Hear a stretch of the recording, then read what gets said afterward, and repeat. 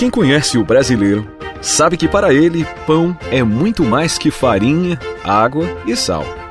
Para nós, da Marques Pan, o pão é muito mais que um alimento. É uma missão.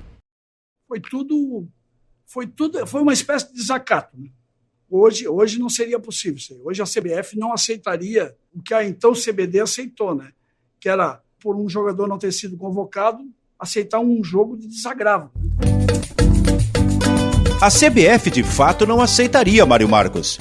Mas quando o Avelange disse sim, restavam poucas alternativas para acalmar a fúria do Sul. A revolta dos gaúchos começou com o Everaldo. E não é a gente que está dizendo não. Essa frase está no Estadão de 21 de maio de 1972, logo após a convocação para a Minicopa, menos de um mês antes do grande jogo da seleção brasileira contra a seleção gaúcha. Porque o gaúcho sempre costumava dizer, ninguém pisa no meu poncho.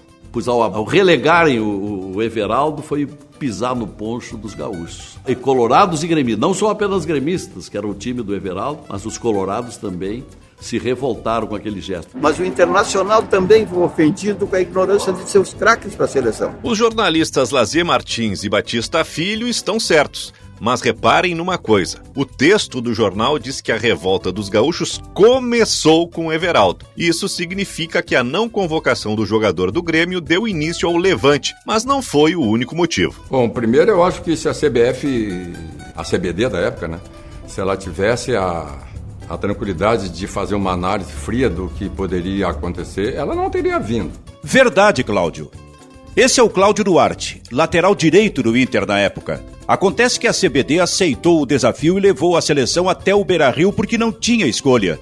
Avelange cometeu uma gafe diplomática, um deslize que deixou o rei exposto. Sofreria checkmate.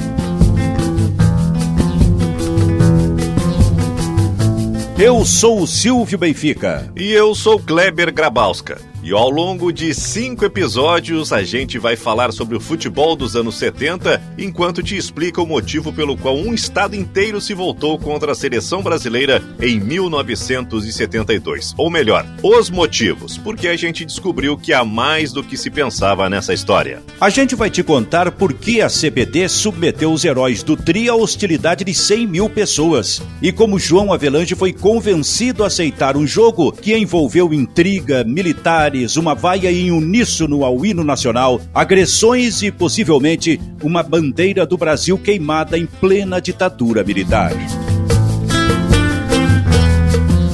Um gol do Brasil quase estragou tudo. Essa produção tem o apoio da Unimed Porto Alegre, da Marques Pan e da Federação Gaúcha de Futebol.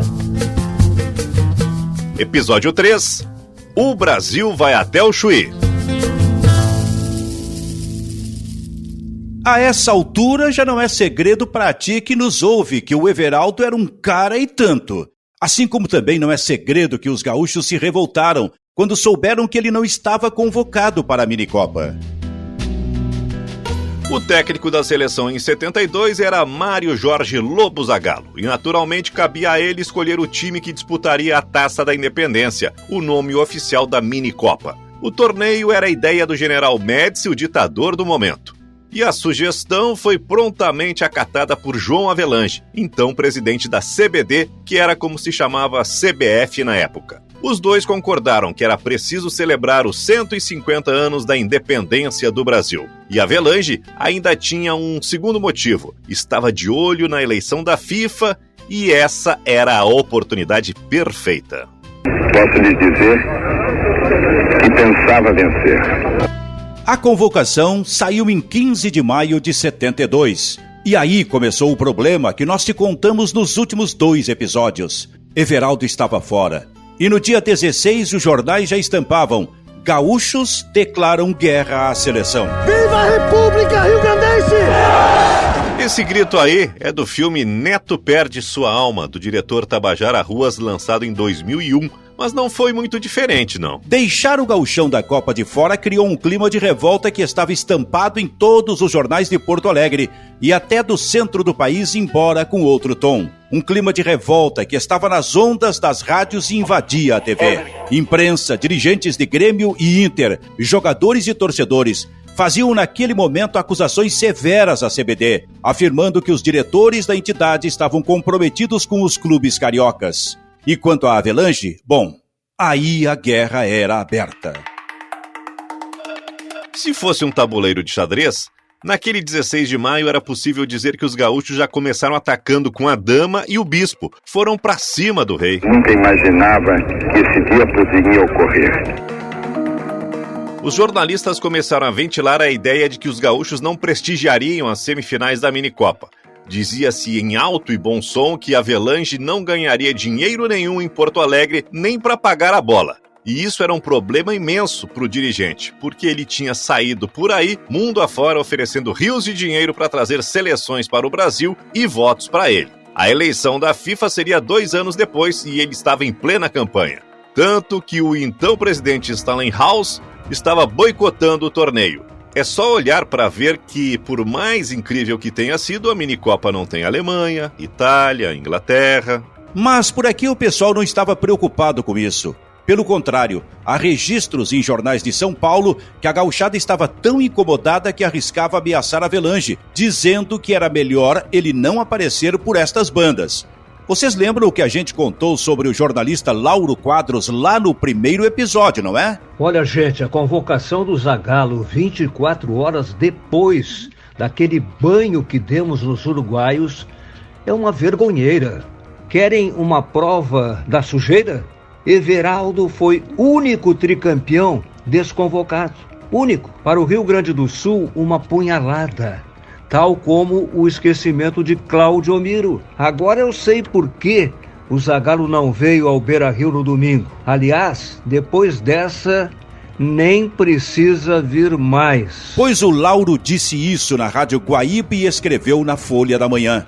E isso é só uma parte de todas as ameaças que circularam aqui pelo estado. E para piorar, além dos jogos da Minicopa previstos para o Beira-Rio, tinha jogo treino da seleção marcado para acontecer em Porto Alegre no dia 17 de junho.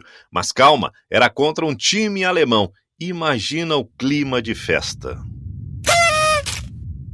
A essa altura, faltando menos de um mês, era mais provável o cancelamento desse jogo do que uma partida de desagravo. Tanto que o colunista Antônio Carlos Porto, da Folha da Manhã, dizia que a Avelange já podia alterar os planos.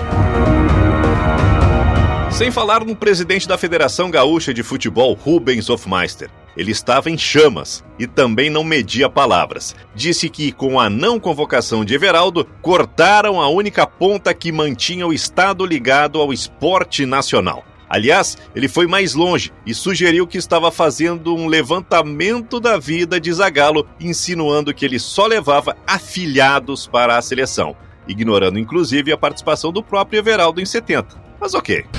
Talvez uma inimizade pessoal, um tratamento diferente. Enquanto isso, as ameaças de Hofmeister não surtiram efeito em Zagallo. Para o técnico, o único que se portava com dignidade e equilíbrio era justamente Everaldo. Disse que poderiam investigá-lo à vontade, que estava com a consciência tranquila, e ainda provocou o presidente da federação, sugerindo que o gaúcho não passaria incólume por uma devassa na sua própria vida. Por falar em Everaldo, ele seguia discreto. Disse que recebia aquela desconvocação com a mesma simplicidade com que recebeu a primeira convocação em 67. E o lateral esquerdo do Grêmio era um homem inteligente. Disse ao jornal Estado de São Paulo que se os convocados tivessem a mesma sorte que ele teve, ele nunca mais seria chamado. Enquanto isso, na matéria abaixo lia-se: Minas queria mais 2. Ou seja, a encrenca tinha tudo para esfriar. Mas foi aí que o barraco desabou, como diria Jorge Aragão. A Avelange cometeu o erro fatal. No dia 17 de maio, durante visita à Federação do Comércio de São Paulo, a Avelange disse que os gaúchos não têm sentimento de brasilidade. Pois é, pode até parecer óbvio para quem pensa numa revolução farroupilha da vida, mas os gaúchos enlouqueceram. O falar em brasilidade pelo João Avelange não passa de uma frase vazia, entra por um ouvido, sai por outro, e eu acho que os gaúchos não levaram em conta essa cobrança. Na verdade, Lazier, acho que foste traído pela memória. A frase publicada na imprensa gaúcha depois do erro da convocação de Zagallo foi o segundo evento que levaria o jogo da seleção brasileira contra a seleção gaúcha. Foi o erro fundamental. Houve uma comoção nacional, eu me lembro claramente. E a mídia gaúcha, especialmente as rádios Guaíba, que era hegemônica, a Guaíba basicamente, né? O Correio do Povo, a Zero Hora, insuflaram isso. Por exemplo, Lauro Quadros. Vai lá, Hofmeister, e pede briga. Se precisares dos nossos braços, estamos contigo. A frase de Avelange foi como sal nas feridas dos gaúchos, né, Peninha? Que sempre se sentiram rejeitados. Era um desacato. Afinal, apesar da pecha separatista, o Rio Grande do Sul queria que João Avelange soubesse que o Brasil vai até o Chuí. Então, o Rio Grande do Sul, tradicionalmente, sempre foi prejudicado pelo centralismo rapinante da corte. A corte no Rio de Janeiro, depois a corte em Brasília, o Rio Grande do Sul, a extremadura da nação, um lugar que lutou para ser brasileiro, né? O Rio Grande do Sul é brasileiro por opção, é verdade, os gaúchos dizem isso e aqueles que conhecem a história é verdade. O Rio Grande do Sul poderia ter passado para Cisplatina, poderia ter tido todo um outro jogo diplomático, fronteiriço diferente, poderia ter sido se aliado às missões que eram espanholas, se aliado à província Cisplatina, né? É brasileiro por opção. Mas aqui é importante a gente deixar uma coisa bem explicada. Quando a gente fala que os gaúchos enlouqueceram, a gente não está falando do povo, essa entidade subjetiva que não tem cara. A gente está falando, inclusive, da autoridade máxima do Estado.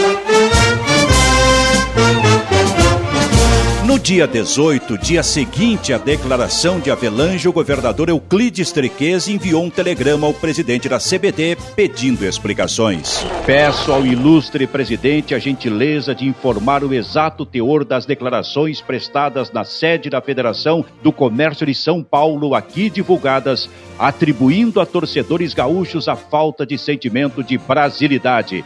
Saudações, Euclides Triquez. Os deputados estaduais também não pouparam críticas à CBD.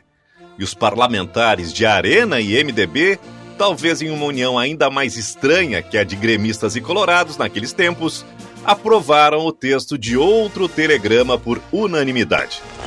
Os deputados gaúchos com assento nesta casa, a Assembleia Legislativa, por unanimidade, deploram sua manifestação perante empresários paulistas. Até a presente data, ninguém precisou ensinar lições de patriotismo e brasilidade ao povo gaúcho, que tem sido mestre nesse setor.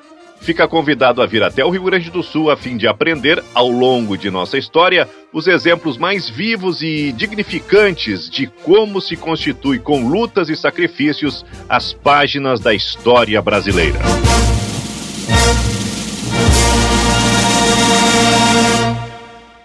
O deputado Urbano de Moraes foi ainda mais longe. O arenista fez um longo pronunciamento em plenário sobre o assunto, dizendo que causava estranheza e até espanto que o presidente da entidade máxima do futebol brasileiro, homem de altivez e honestidade, com palavras impiedosas, atirasse aos gaúchos a pecha de impatriotas. Senhor presidente e senhores deputados, diante desta realidade, cabe a nós, rio-grandenses, o repúdio às degradantes palavras do presidente da CBD. O presidente da Arena, João Dentze, completou dizendo que a história do Rio Grande do Sul era a melhor resposta ao senhor Avelange. O líder da oposição não ficou para trás. O deputado Pedro Simon, do MDB, alertou para a gritante injustiça com o futebol gaúcho.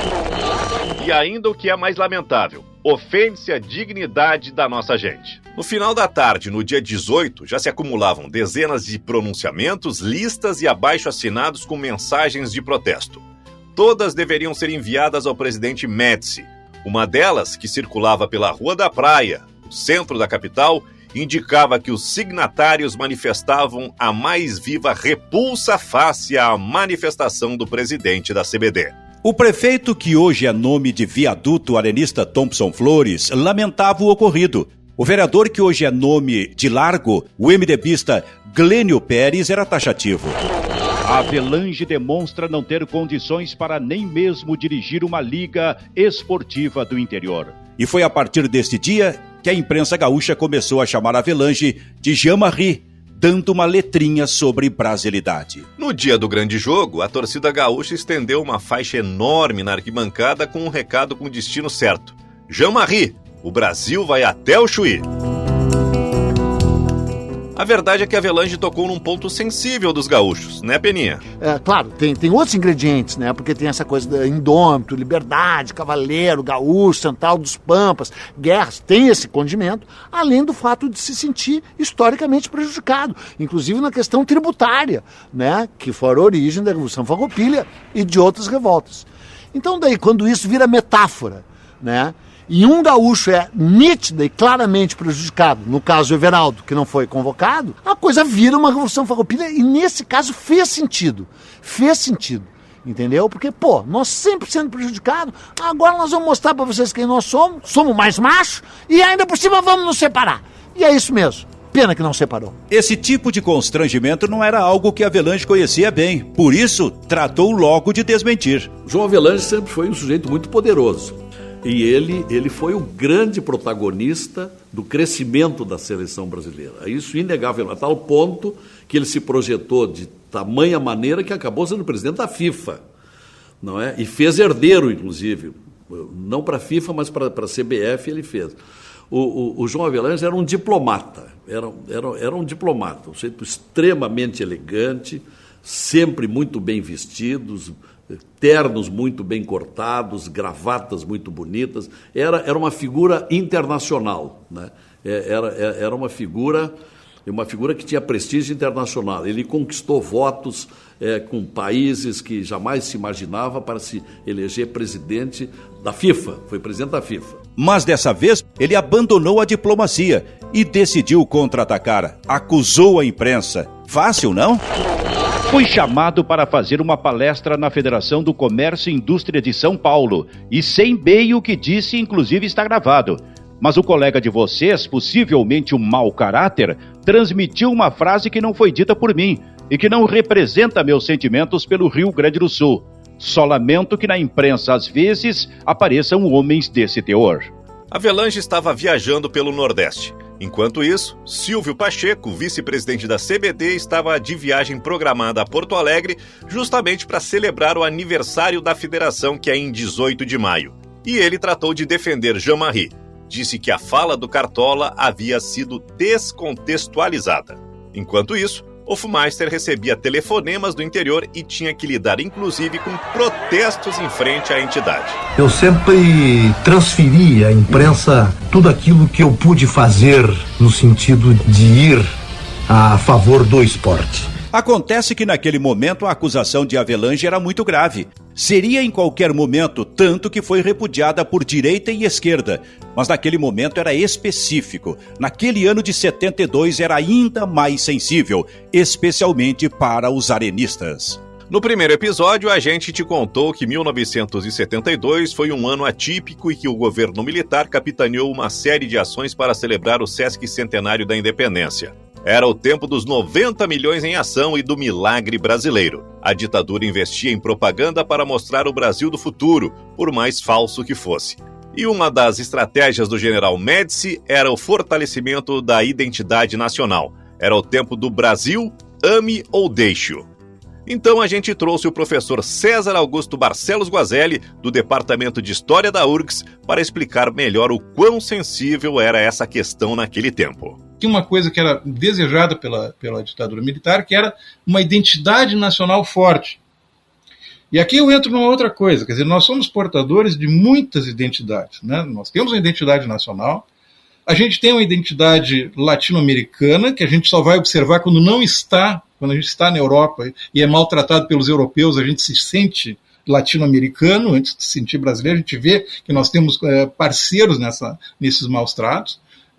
Nós temos uma identidade no trabalho, né? Eu sou um funcionário público, nós temos uma identidade clubística, eu sou colorado, tenho que é gremista, e nós temos uma identidade regional, e a identidade regional no Rio Grande do Sul ela é muito forte, porque ela foi propositadamente construída para isso.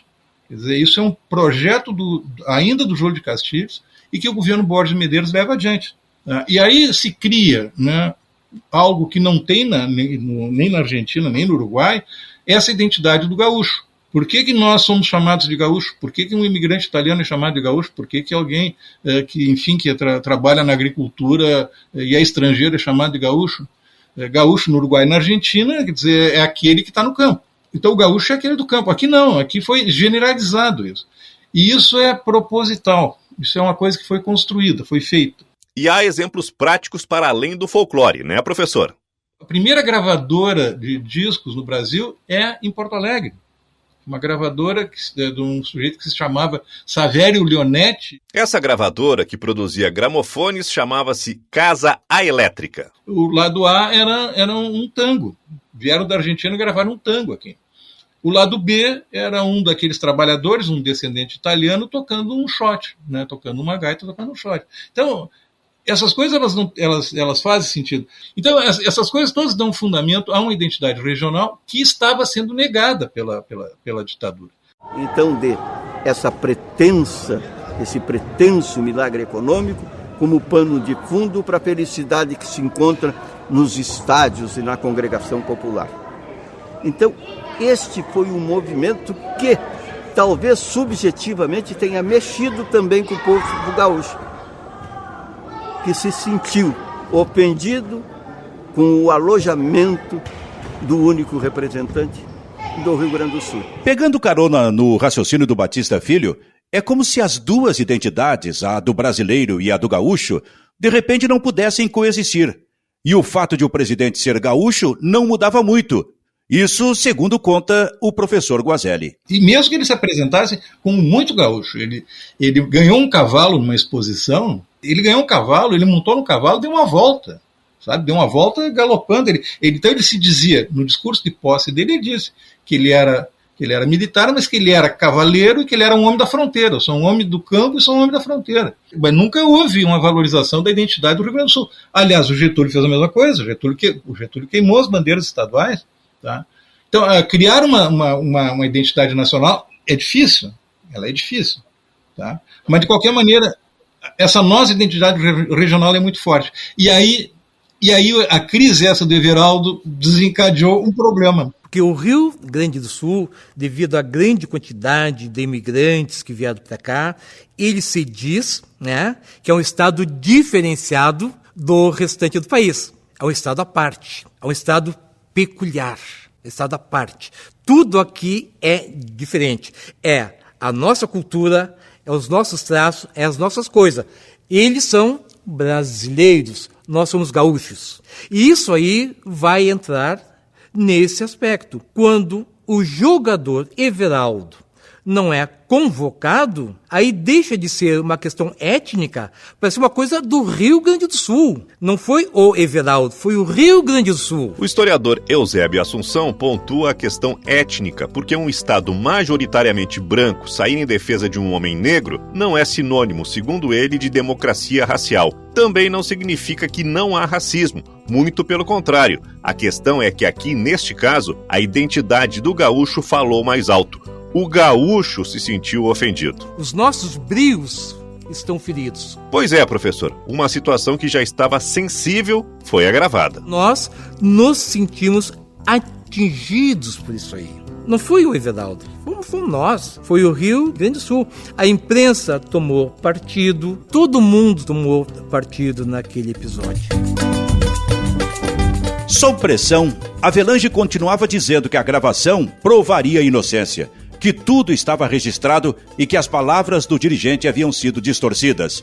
Aí foi que o barraco desabou pela segunda vez. Aí foi que o barraco desabou. E haja Jorge Aragão para cantar. A radiodifusora de Porto Alegre entrou em contato com uma emissora paulista e divulgou a gravação. Nela, ouve-se Avelange dizer: agora, não ir à taça, não vão me fazer nada. E apenas eles, os gaúchos, vão dar uma demonstração à nação que não tem sentimento de brasilidade para um evento que deve tocar a todos. Os gaúchos ouviram.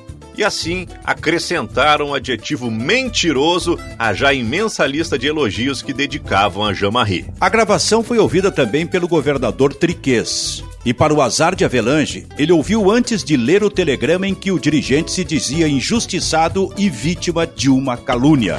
Aqueles que me conhecem sabem que eu seria incapaz de cometer a grosseria que me foi atribuída. E ele não parava por aí. Como bom autoritário que era, queria que o aparato do Estado tomasse providências com relação ao jornalista.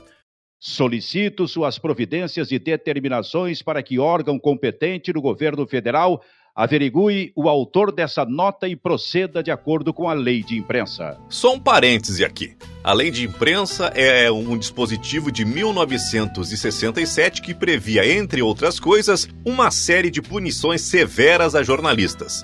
Mas isso não assustou os cronistas gaúchos. Houve inclusive quem lançasse a ideia de que o público não deveria comparecer ao Beira-Rio nos jogos da Minicopa. E assim, a investida começou a aumentar. De todos os lados.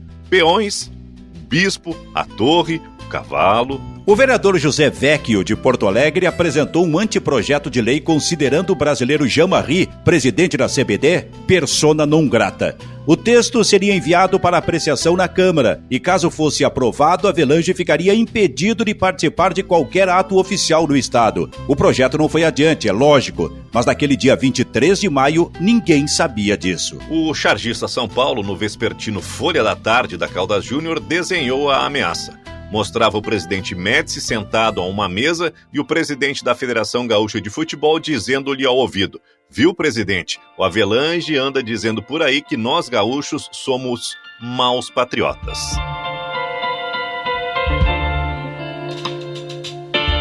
Conforme os dias passavam, emissoras de rádio e televisão acentuavam o nome em francês de Jean-Marie, em tom pejorativo, é claro. E a Associação dos Cronistas Esportivos Gaúchos, a ASEG, chamou Antônio do Passo de ditador do futebol brasileiro. E aí Hofmeister percebeu que a brincadeira estava indo longe demais e tentou acalmar os ânimos. Mas não foi a melhor estratégia, porque escolheu culpar a imprensa assim como o Avelange. Os culpados são vocês, da imprensa. Quem mandou dizer que Everaldo estava mal? Ele ainda duvidava que Avelange pudesse ter dito aquilo. Não acredito que Avelange tenha dito isso, mas em todo caso estamos tentando manter a tranquilidade para tomar uma posição oficial. Mas ele tinha dito aquilo. Quem não estava nada contente era Médici. Afinal, a Minicopa era a ideia dele e a celebração era fundamental para as comemorações do Sesc Centenário. Nada poderia atrapalhar isso. Por outro lado, ele era gaúcho, então também era uma situação constrangedora, como bem exibiu a charge de São Paulo. Mas como a Minicopa estava em jogo, com o perdão do trocadilho, ele ficou do lado de Avelange e disse que não gostou da intromissão do governador Euclides Triquez no que chamou de desentendimento entre a Federação Gaúcha de Futebol e a CBD. Segundo auxiliares do ditador informaram aos jornais, a discussão não deveria ter extrapolado o âmbito das duas entidades esportivas para o terreno político, como se a política não fosse centro da competição. De todo modo, pressionado por torcedores, jornalistas e dirigentes, Rubens Hofmeister deu um ultimato à Avelange. Ou a CBD aceita a realização de um jogo entre os selecionados do Brasil e do Rio Grande do Sul no estádio Beira-Rio em 17 de junho para lavar a alma do gaúcho, ou estão canceladas as semifinais da Minicopa já programadas para Porto Alegre. Cheque. Assim, o pai era uma pessoa, acho que ele tinha mais cara de brabo do que qualquer outra coisa. É óbvio que ele tinha as convicções dele e discutia, às vezes falava veementemente, mas não era briga, era mas sempre foi um cara, um pai amigo e participativo, porém sempre viveu o futebol, né?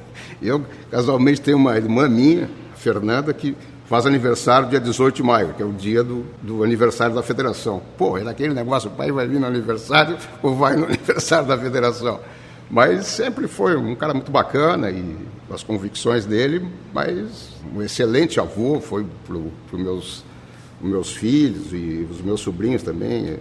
Era um cara bacana, muito bacana. Rubens Freire Hofmeister foi um jogador de futebol profissional. Jogou pelo Cruzeiro de Porto Alegre.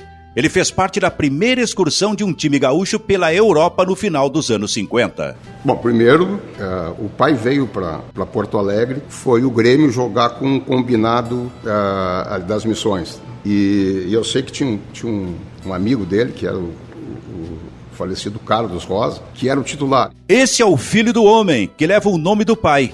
Antigamente era Rubinho, agora vamos chamar de Rubens Hofmeister Filho. E ele, antes de jogar, o Carlos Rossi comeu um monte de banana e deu um problema intestinal e o pai entrou no jogo e foi 3-3, 3 gols do pai no combinado esse contra o Grêmio.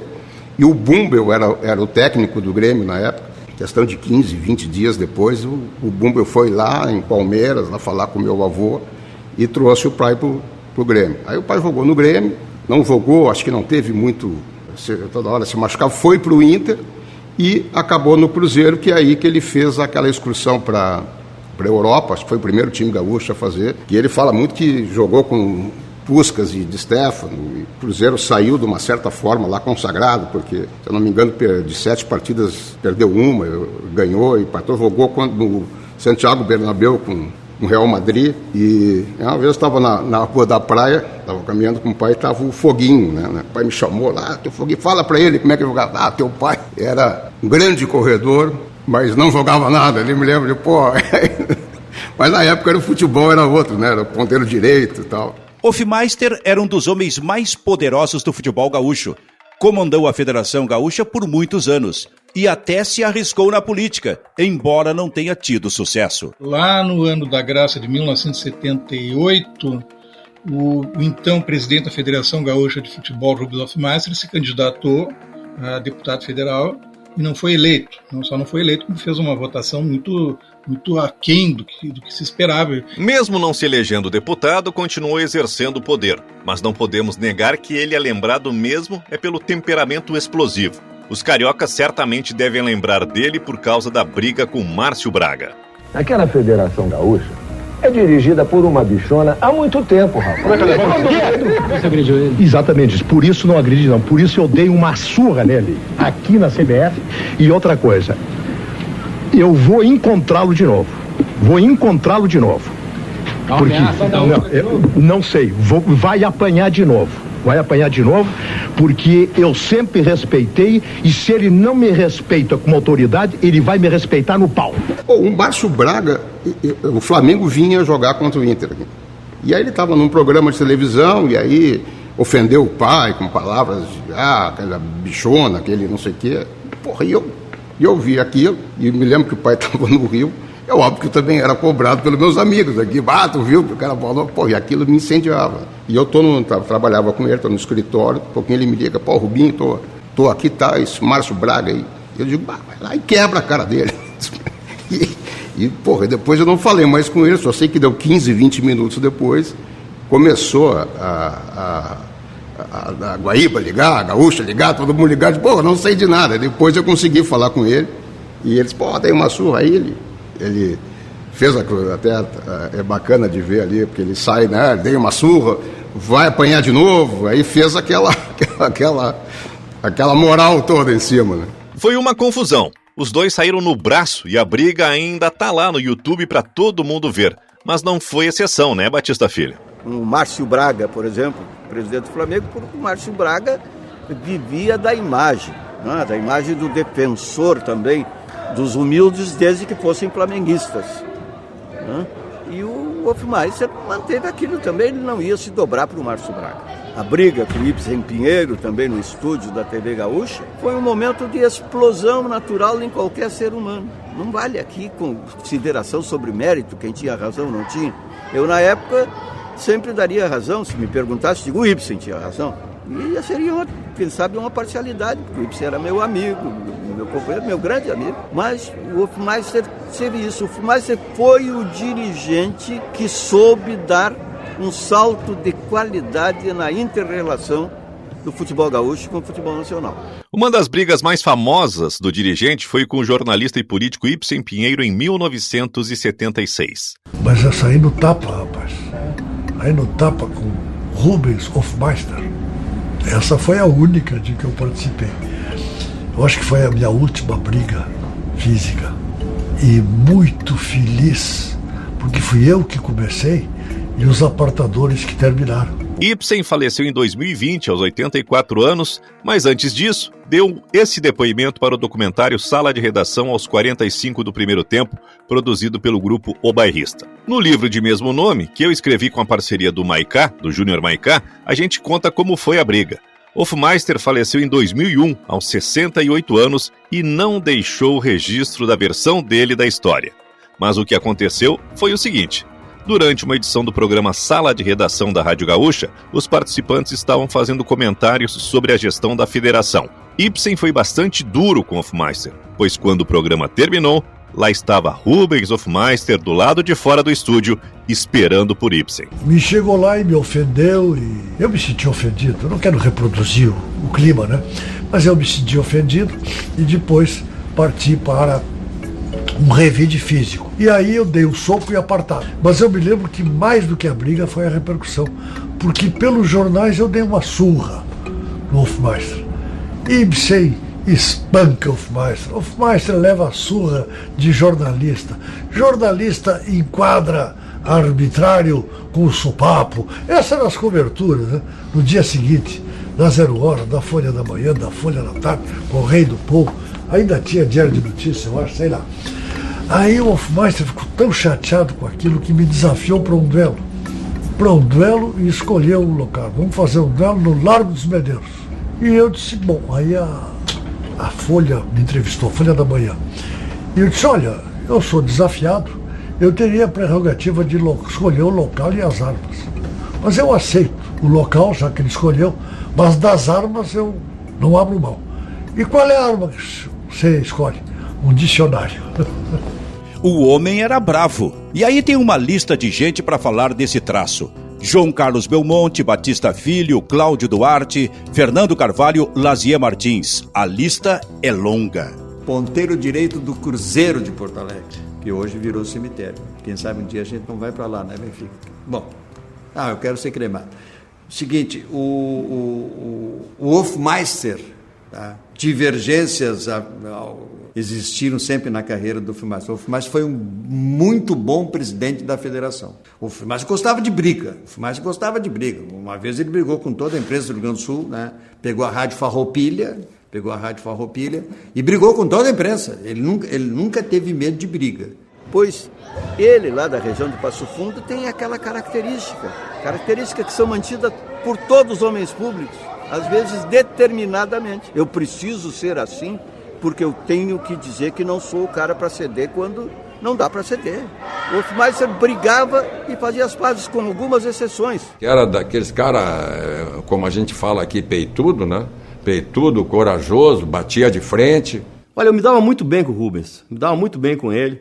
Na época em que o Rubens era um protagonista do futebol gaúcho, eu era um advogado do Inter, eu era um dirigente iniciante, né? Mas ele tinha um peito inacreditável, né? Ele metia o peito, ele dizia coisas que normalmente não se diria. O Hofmeister, grande presidente, tinha um peito que era uma laje, né? Enfrentava tudo e a todos. O Hofmeister, ele engrandeceu a Federação Gaúcha, era muito compenetrado, agora ele era de frases assim, surpreendentes. Ele não tinha papas na língua, ele dizia as coisas, ele era intempestuoso, intempestivo, agressivo, mas ele era temido, porque quando ele se destinava a fazer uma coisa, ele ia em frente. Essas descrições ajudam a gente a compreender como ele teve a coragem de enfrentar a CBD naquele momento. Mas o que tu, que nos ouve, talvez não imagines, é que o Hofmeister era muito amigo de Avelange, e eles continuariam amigos. Em 74, ele estava nas nuvens com a eleição do brasileiro com o nome de belga, que passaria a comandar a FIFA, como a gente pode ouvir nessa gravação da Rádio Guaíba. Hofmeister gritava: Avelange! Avelange! Ferindo o protocolo, diante dos olhos esbugalhados dos europeus, com todo o seu aplombe, o seu savoir-faire. Isso aí ninguém me contou, eu vi porque eu estava lá, tá? Quando deu o resultado da vitória do Avelange, o Hofmeister deu um berro no local que ecoou por toda a coisa. Então a amizade entre os dois era uma amizade verdadeira. Hofmeister gritava com os dois pulmões: Avelange, Avelange! Era a vitória brasileira. E Ricardo Serrano chorava. Era uma amizade muito boa. Quando o pai assumiu a federação, eu sei que o Grêmio e o Inter, eles pagavam para jogar o Robertão. Tinham que pagar cotas para o Flamengo vinha jogar aqui, o Vasco, eles tinham que pagar hospedagem, pagar... E o pai, de uma certa forma, deu uma virada nesse jogo, foi falar com o Avelange, não conhecia ele. O Avelange deu lá chá de cadeira nele, ele voltou no outro dia, aí o Avelange procurou ele, disse, não, vamos fazer, e aí resolveu. E ele se tornou grande amigo do Avelange. Quando o Avelange concorreu na FIFA, o pai era delegado da época que não era a Sul-Americana, era a Confederação, era a Sul-Americana de Futebol, não era a Comebol. E o pai foi lá representando o Brasil, e lá eu sei que ele agitou lá em Zurique para votarem no Avelange, ele fez lá, comandou uma torcida organizada para o Avelange lá, e ele foi, o Avelange ali considerou ele uma pessoa que colaborou muito, e aí eles trocaram sempre uma grande amizade. O Avelange fez o que fez aí pelo futebol mundial, o pai de uma certa forma acompanhou ele uma época, e aí que surgiu esse relacionamento com ele. Por isso, Hofmeister tentava acalmar os ânimos. Tanto que lá pelo dia 25 de maio ele começou a ser acusado pela imprensa gaúcha de começar a encrenca, mas não sustentar a briga. E aí ele também se viu encurralado. Ele não podia recuar. E Avelange não tinha alternativa, não podia arriscar o sucesso da minicopa. O presidente da CBD arrastou tanto quanto pôde, mas finalmente, em 12 de junho, apenas 5 dias antes da data do jogo, é que chega a confirmação de que a seleção brasileira enfrentaria um selecionado gaúcho. Cheque-mate da federação. Aí há um rompimento nessa estrutura. E mesmo dentro de uma estrutura que unia Garrastazu Médici, gaúcho, João Avelange, um homem globalizado, né? Rubens Hofmeister, uma figura caricata, gaúcha. Esses 3 homens, os 3 ligados a uma estrutura autoritária, de regime autoritário, 3 autoritários, permitem uma rachadura tão grande nesse sistema, ao ponto de toda a população de um estado vaiar o hino nacional. Vaiar o hino nacional no momento que foi o ano cívico do Brasil. Para acomodar a agenda, o Hamburgo, que deveria ser o jogo treino da seleção, passaria a enfrentar a equipe olímpica com os jovens Falcão e Abel. Além disso, toda a renda do jogo seria destinada às obras sociais da primeira-dama do estado. Os 2 jogos serviriam como homenagem ao povo gaúcho e assinalariam um ponto final nas divergências entre a CBD e o povo do Rio Grande. Só que não era bem assim. Os gaúchos não estavam afim de um amistoso. Naquela época, não era incomum a seleção brasileira jogar contra combinados estaduais. Também não era a primeira vez que a seleção enfrentaria hostilidade. Acontece que não foi só essa vez que a seleção brasileira foi desafiada. Teve um jogo com o Atlético Mineiro uma vez, no Mineirão. Acho que com o Atlético Mineiro, o Ilstrich era o treinador, e a seleção foi lá jogar. E aí foi a torcida mineira, que lotou o Mineirão, e a seleção não foi bem. E eu nunca me esqueço, esse é um fato marcante também, objeto, inclusive, da reportagem da revista Placar número 1, em que, terminado o jogo, o repórter foi para o Ilstrich, técnico do Atlético, e perguntou, e aí, Ilstrich, o que você achou da seleção brasileira? E o Ilstrich disse, uma bosta. Isso ficou marcante. E isso foi antes de ir para a Copa. E aí eu fui um dos que entrevistei o Ilstrich no final do jogo e disse, e aí, Ilstrich, o que achou da seleção? Uma merda, ele disse. Uma divergência na palavra, mas são sinônimos. De todo modo, mesmo que a seleção tivesse enfrentado hostilidade antes, ficou claro que ninguém tinha noção do que aconteceria em Porto Alegre. Né, Mário Marcos? Eles não perceberam, eles caíram na verdade, eles caíram numa armadilha, né? O Hofmeister conseguiu convencer, dizendo que a única maneira de acalmar o ambiente era fazer esse amistoso, mas todos eles imaginando um amistoso, né? Não foi um amistoso, né? E isso, bem ou mal, também criava um problema para os gaúchos. A ideia de uma seleção gaúcha também não era novidade, mas desta vez não era um simples jogo-treino, era um desafio. E do outro lado, estava nada menos do que a seleção brasileira, com metade do time que ganhou a Jules Rimet no México. Apenas isso. Braulio Barbosa de Lima era meia do Internacional, o garoto de ouro. Ele foi convocado para o jogo do dia 17 e lembra da preleção de Hofmeister. Na federação, se não me engano, era o Hofmeister, né? Era o Rubens, né? Ele era uma pessoa muito séria, muito dura, assim, muito forte. Dura, que eu digo, é forte, personalidade forte. E para ele trazer esse jogo para cá, conseguir, já foi um grande feito. E ele pode ter trazido ter trazido o jogo no intuito, assim, de dizer que era um jogo festivo, para treinar a seleção, coisa e tal. Mas a partir do momento do terceiro dia que ele foi conversar conosco, ele queria a vitória, né? Todos queriam ganhar. Mas quem poderia formar um time capaz de vencer a melhor seleção do mundo? No episódio 4, a gente te conta os bastidores da montagem desse time que 50 anos depois, ninguém esquece.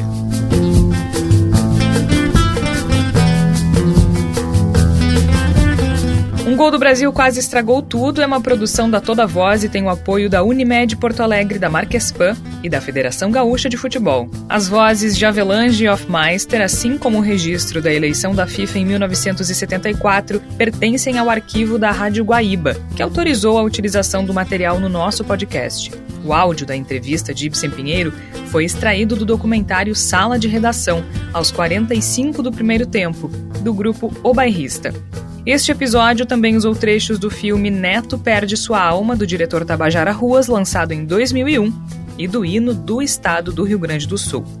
Um agradecimento especial ao Brechó do Futebol, ITS Esportes e Eventos, Pro Player Centro de Treinamento Esportivo, Galeto Mamamia, Armazém do Bacalhau, Francisco Noveleto, Roberto Alves, Marco Antônio Damian, Estádio Beira Rio, Esporte Clube Internacional, Rádio Guaíba e Federação Gaúcha de Futebol.